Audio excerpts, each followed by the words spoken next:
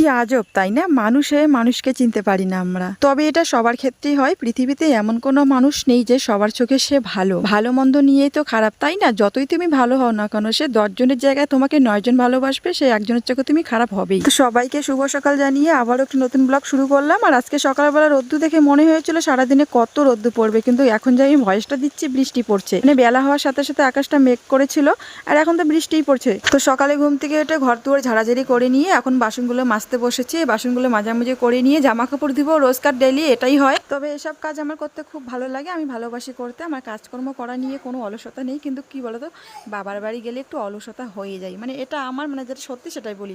ওখানে গেলে কেন জানি আমার কাজ করতে ইচ্ছা করে না, মনে হয় যে একদিন রেস্ট খাই। মাঝে মাঝে যখন শরীরটা খারাপ থাকে তখন মনে হয় যে আজকের দিনে রেস্ট নিব, কিন্তু নিজের সংসারে শরীর খারাপ থাকলেও তোমাকে করতে হবে। নিজের সংসারে করার কেউ থাকবে না, দেখারও কেউ থাকবে না, এটা হচ্ছে নিজের সংসার। তারপরে বাসনপত্রগুলো মাঝামাঝি করে নিয়ে জামা কাপড়গুলো ধুয়ে নিচ্ছি। আর ওই কলপারে ভিড় আছে, আমার শাশুড়ি মা স্নান করছে, তাই আমি এই কলে এসেই জামা কাপড়গুলো ধুয়ে নিচ্ছি। এটা হচ্ছে আমার বড় জায়ের কল। এই কলটাও কিন্তু এখনো খোলামেলা আছে, সবাই ব্যবহার করে। মানে দুটো কল এখন পাশে আছে, আগে তো একটা কল ছিল, একটা কল দিয়ে এতগুলো লোক মানে কাজ করতাম, এখন দুটো কল হয়েছে, তাই এখন জলের জন্য লাইন ধরে থাকতে লাগে না। আর আমরা না সংসারে কাজবাজ কিন্তু সকালবেলা ঘুম থেকে ওঠার পরে আমাদের বেশিরভাগ কাজ থাকে আমাদের কলে। আমাদের সকালবেলাটা বেশি কাজের চাপ থাকে, তো সকালবেলাটা এই জন্য কলটা খুব প্রয়োজন হয়। তখন না কলপাটটা মনে হয় যে মানে কেউ যদি আসে না ওই মুহূর্তটা খুব রাগ উঠে যায়। খাওয়া দাওয়া ঠিক আমরা আলাদা করি, কিন্তু আমাদের সবকিছু কিন্তু একসাথেই হয়, মানে জয়েন্ট ফ্যামিলি। স্নান টান করে চলে আসলাম, এসে সিঁদুরটা পরিয়ে নিচ্ছি। আর আজকে বানাবো রুটি। আমার ছেলের মানে কি বলবো, 2-1 দিন পর পরে রুটি খেতে চায়। সন্ধ্যাবেলা করে ওকে আমি মাঝে সাঝে রুটি বানিয়ে দেই, কিন্তু ওকে রুটি বানিয়ে দিতে হবে। আর কালকে মাথায় তেল দিয়ে, ছেলে জন্মের পর থেকে আমার চুলের অবস্থা শেষ, চুল তো উঠে গেছে, মানে একদম টাক পড়ে গেছে। কি বলবো, খুব কষ্ট লাগে দেখে আমার, মানে এতটাই। আর মাঝখানে যে আমার একটা ফাঁকা জায়গা আছে, ওখানে আমার মাথার মধ্যে একটা আঘাত পড়েছে, এর জন্য কিন্তু ওই জায়গাটা আমাদের চুলই হয়নি। আর এই ঘটনাটি হয়েছিল ছোটবেলায়, আমার ভাই একটা কোদাল দিয়ে মাথার মধ্যে একদম ওখানে কেটে দিয়েছে।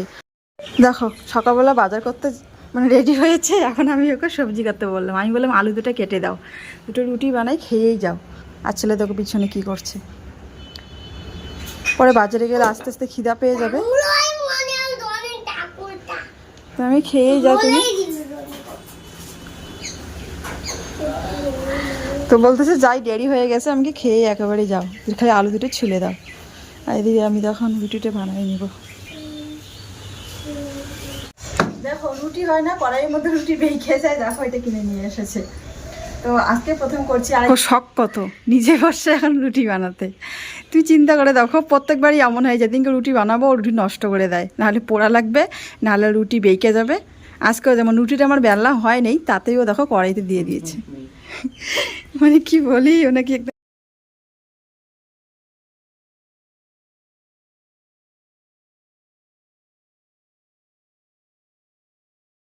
বাজার নিয়ে বাইরে থাকবে। তাড়াতাড়ি আসো, একটা ভালো খবর জানাই তোমাকে। রান্না করতে করতে গ্যাস শেষ, অর্ধেক রান্না হয়েছে, এখনো বাকি আছে। ভালো খবর। হ্যাঁ, টাকা খসা ফাঁকা হবে, এটা ভালো খবর। ঠিকই আছে, তুমি না উনানের রান্নাই পছন্দ না। আজকে গরম পড়েছে, ছেলেকে নিয়ে তাড়াহুড়ো করে মাঝে মাঝে গ্যাসও লাগে, বুঝতে পারলে। ছেলে যদি আজকে আর হবে না, কালকে খাবার দিয়ে দেখো বসে আছি, এখনো আসছে না। তুমি খাবে? খাওয়ার জন্য তো বসলাম। এতগুলা খেলে ভাত। কষ্ট করে রান্না বান্না করি, কিন্তু খাবার নিয়ে বরের জন্য ওয়েট করে থাকি কখন আসবে। ও থাকে কিন্তু ডাকতে ডাকতে আসে, এইরকম করে। ভাত হোক বা যে কোনো খাবারই হোক, আমি তো মাঝে মাঝে রেগে যাই, তখনই মানে রাগ দেখাই। ঝগড়াটা তো এই কারণে লাগে, তাই না? দেখো সেদিন পাট শাক খেতে পারিনি, আজকে পাট শাক নিয়ে এসেছে। আর নিয়ে এসেছে মাছ আর মাংস। গ্যাসটাও আমার শেষ, এখন উনানের মতো কোনো কিছু তো দিতে হবে, হাওয়া ওড়ে না হলে রান্না করা যায়নি। এখন উনানে রান্না করতে হবে, তুমি ব্যবস্থা করে দাও। সামনে দিতে হবে, দিয়ে নিয়ে আসি, শাক ভাজতে হবে।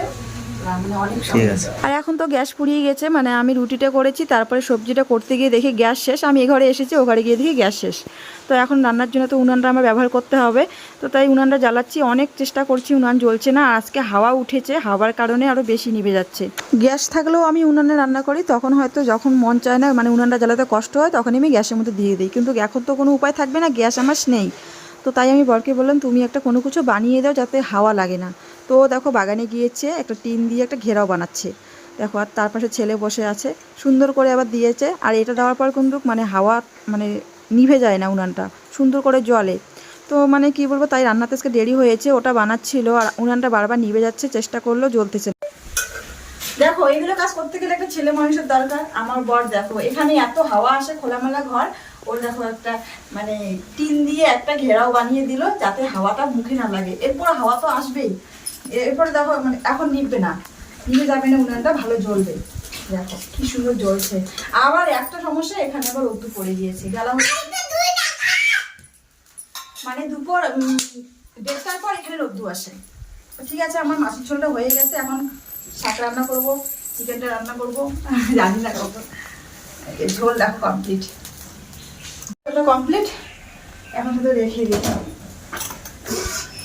আর এখানে হচ্ছে মাংস, যেটা তো ছেলের জন্য নিয়ে এসেছে আজকে, হাড্ডি, লেগ পিস। তো আগে শাকটা রান্না করবো, কারণ আমি তো এই যে মাংসের কোনো রান্না বান্না খাই না, শাকটা করার পরেই মাংসটা করবো। দেখো এই যে কষানো কষানো একদম চিকেন, দেখো কি একদম কষা কষা। ছেলের বাপ করে কষা কষা পছন্দ, চিকেন কষা কষাই করেছি। আর মাছের ঝোল আর শাক ভাজা, সকালে করেছি রুটি, তার সাথে তরকারি, ওই তরকারিটাও আছে। আজকে অনেক কিছু রান্না হলো, সারাদিন রান্না করতেই আমার ভালো।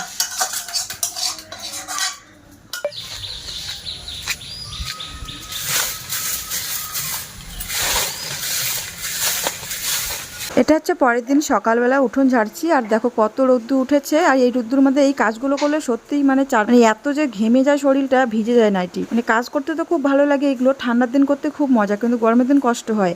তো এখন তো এই যে পাতাগুলো উঠতে চায় না, আর চারপাশে দেখো কত ছাগল, আমার শ্বশুর মশার কিন্তু। আর এই পাতাগুলো কি করব, বিয়ের পর তো কত নোংরা টোংরা জিনিস ধরি, তখন পরিষ্কার পরিচ্ছন্ন কোথায় চলে যায়। আগে থাকতো, যখন বিয়ের আগে ছিলাম তখন পরিপেটে ছিলাম, কিন্তু এখন নিজে যত্ন করতেই ভুলে গিয়েছি। আর তো সংসারের কাজে কোনো ঘিন্না থাকে না। আমার রান্নাঘরে চলে আসলাম, এসেই দেখে কত রোদ পড়েছে। রোদ্দের মধ্যে কাজগুলো করতে হবে জানো, মানে সকালের সময়টা খুব রোদ্দু পড়ে, 5টা-6টার দিকে যে এত রোদ পড়ে। তারপরে দেখো যে ঘেরাওটা দিয়েছে এখানে, কালকে না রান্না করার পর মুছে নিয়ে অনেক বেলা হয়ে গিয়েছে, তো আজকে সকালবেলা উঠে উনানটা মুছে নিচ্ছি ভালো করে জায়গাটাও। তারপরে যে খড়ি আনতে গিয়েছি বাগানে, রান্না করব। আমার সাথে আমার বর গিয়েছিল, কিন্তু ও সাপের এত ভয় পায়, তারপরে আমি নিয়ে আসলাম বাগান থেকে খড়ি। সত্যি গ্যাস না থাকলে আগে মাথার মধ্যে টেনশন থাকে কখন বাগান থেকে খড়ি নিয়ে আসবে আর কখন রান্নাটা করব। মানে রান্না করলেই ঝামেলা শেষ যেন। আর গ্যাস থাকলে কিন্তু এই চিন্তাটা থাকে না যে উনান জ্বললো আর না জ্বললো, গ্যাসের মধ্যে ফটাফট করে নিলাম। ইন্ডাকশনে আমরা ডাল সিদ্ধ বসিয়েছি, আর সাথে 2টো আলু সিদ্ধ দিয়েছি।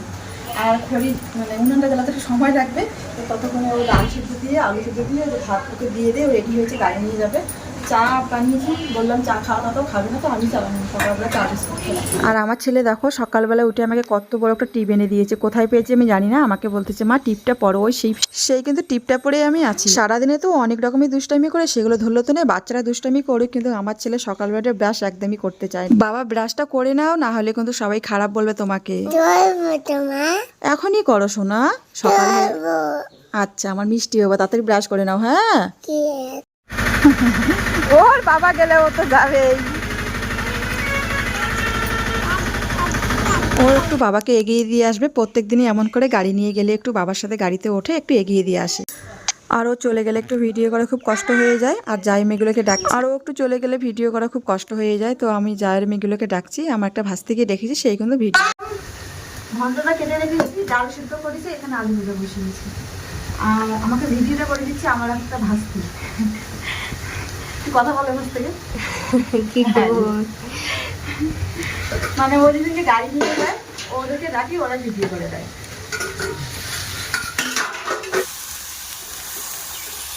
আর কেউ না থাকলে একটা বাচ্চাকে সামলে রান্না বান্না করা সত্যিই খুব কষ্টকর। পাশে ছেলে আছে, ছেলে খেলা করছে, তো যাওয়ার পর এমন কষ্ট করেই করি। তো বন্ধুরা আজকে ব্লগটা এই পর্যন্ত, দেখা হবে নতুন কোনো ব্লগে, টাটা।